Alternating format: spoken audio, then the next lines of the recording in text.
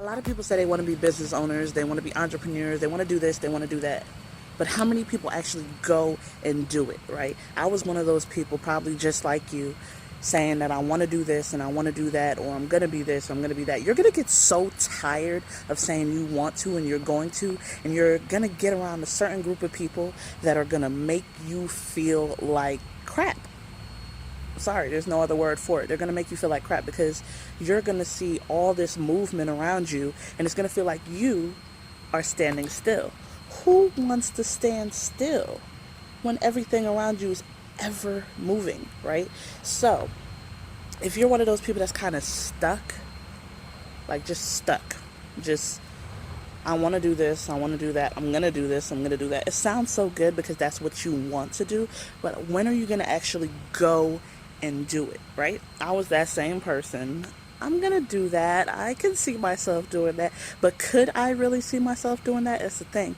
A lot of us say that we see ourselves doing stuff that we really don't. And a lot of us try to take on tasks and take on different jobs in life that are not destined for us. If God didn't appoint you to it, you're not going to get through it. Understand that. God only destines certain things for certain people. Stop looking at other people's blessings and wonder why they got to 1 million in 5 months and you can't even get to 100,000.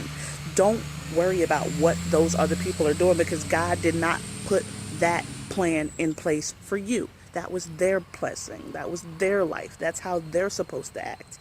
You have to be okay with walking your own path. God is going to direct you which way you're supposed to go, but you have to be able to listen. Stop just being a talker and be a doer. Be a doer of your word. Show consistency in what you want to do. Be a doer. If you want to open that business, what's stopping you? Me? I overdrafted a bank account just to start my business. That's how serious I was. Money come back to me because I was faithful. I believed in what God had for me. God said, act now, do it now. And what did I do? I did it now. And everything since then has been falling into place by his will. This is what he wants for me. He wants me to do the motivational speaking. He wants me to be a business owner. There's a couple other things in the works that he wants me to do. And I'm being diligent and I am being a servant. I'm listening to what God has for me. You need to listen to what God has for you. Stop trying to go build houses when God didn't give you that gift. That's not your gift. Stop trying to be a salesperson when you hate sales. If God didn't put it in you, it's not going to work for you. I've tried a million different things, MLMs and all types of different types of forms of business and things of that nature, and it didn't work for me. Some people blow up off of it. I'm pretty sure if I find something that God destines for me, that it will work for me. But the walk that I'm in right now, the purpose that God has put in my life, this is what is for me. So what is for you? What is for you?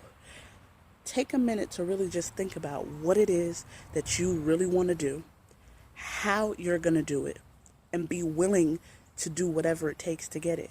Whether it's sacrificing sleep, money, friends, relationships, whatever. Whatever you got to sacrifice, it's worth it because we have to give up something for the glory of God. So we have to give up something in order for God to give us our glory here on earth. So don't be afraid to walk in your walk. Don't be afraid of what God keeps telling you that you're supposed to do. You keep getting this urge to teach, or you keep getting this urge to sing or write, or whatever that urge is. There's something that keeps poking you in your shoulder every day and hitting you in the back of your head like, do this, do this. You probably need to be doing it because that's probably God's way of telling you, be faithful. Trust me. If he's telling you, and you have to really listen to that voice, if you feel this really, really sharp thing in your spirit, it's like something you can't stop. You need to listen to that. Whether it's quitting your job, whether it's writing that book, whether it's getting that business started, whether it's firing that nanny, whether it's firing that boyfriend, that friend, whoever, whatever has to fall at the wayside has to fall for the glory of God. Anything that you want can be obtained if you actually believe it. So you have to be willing to show yourself, what is it that I want?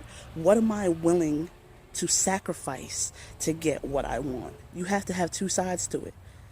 And when you realize what the excuse is that you've been giving yourself, rip that excuse up, get rid of it, stop using it, and use that excuse to propel you into what you're supposed to do. Because God has a plan for everyone. Your purpose is waiting for you. Are you going to answer? Are you going to answer your call? Stop trying to send God to voicemail or text him back when he's asking you to pick up the phone and talk to him. Because trust me, he's always available 24/7. So stop trying to be your own GPS. Stop trying to make your own directions when God has already given you the directions on which way to go. Stop looking for stop looking for answers that's already been given to you. You know exactly what I'm talking about.